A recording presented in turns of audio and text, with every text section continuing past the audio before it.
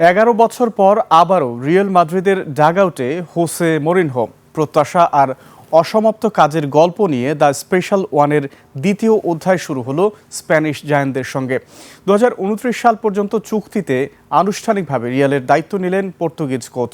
2 মৌসুম ট্রফিহীন রিয়ালকে আবারও শিরোপার পথে ফেরানোই এখন মরিনহোর সবচেয়ে বড় চ্যালেঞ্জ। আরও জানাচ্ছেন মাহফুজ মুকুল। রিয়াল মাদ্রিদে ফিরেছেন হোসে মরিনহো, তবে প্রত্যাবর্তনটা হয়নি কোনো জমকালো আয়োজনের মধ্য দিয়ে। ক্লাবের ট্রেনিং সেন্টার সিউদাদ রিয়ালে প্রেসিডেন্ট ফ্লোরেন্তিনো পেরেজের পাশে বসেই 2029 সালের জুন পর্যন্ত চুক্তিতে সই করেন পর্তুগিজ কোচ। 2010 থেকে 2013 প্রথম মেয়াদে রিয়ালের হয়ে জিতেছিলেন লা লিগা, কোপা দেল রে ও স্প্যানিশ সুপার কাপ। তবে সেই অধ্যায় ছিল সাফল্যের পাশাপাশি বিতর্ক আর সংঘাতেও ভরা। এবার পরিস্থিতি ভিন্ন। টানা 2 মৌসুম ট্রফিহীন রিয়াল সমর্থকদের ধৈর্য যেন শেষের পথে। তবে এবার শুধু নিজের গৌরব ফেরাতে আসেননি দ্য স্পেশাল ওয়ান।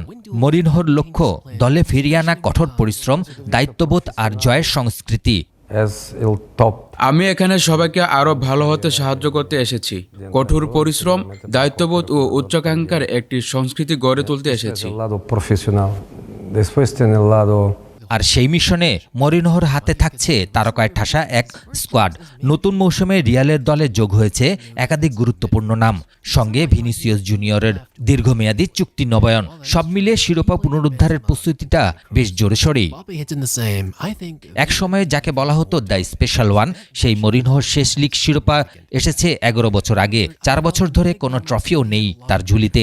এবার মরিনহোর সামনে একটাই প্রশ্ন, রিয়াল মাদ্রিদকে কি আবারও ইউরোপের শীর্ষে ফিরিয়ে দিতে পারবেন তিনি? শনিবার এসপানিওলের বিপক্ষে লা লিগা দিয়ে শুরু হবে সেই পরীক্ষার প্রথম অধ্যায়।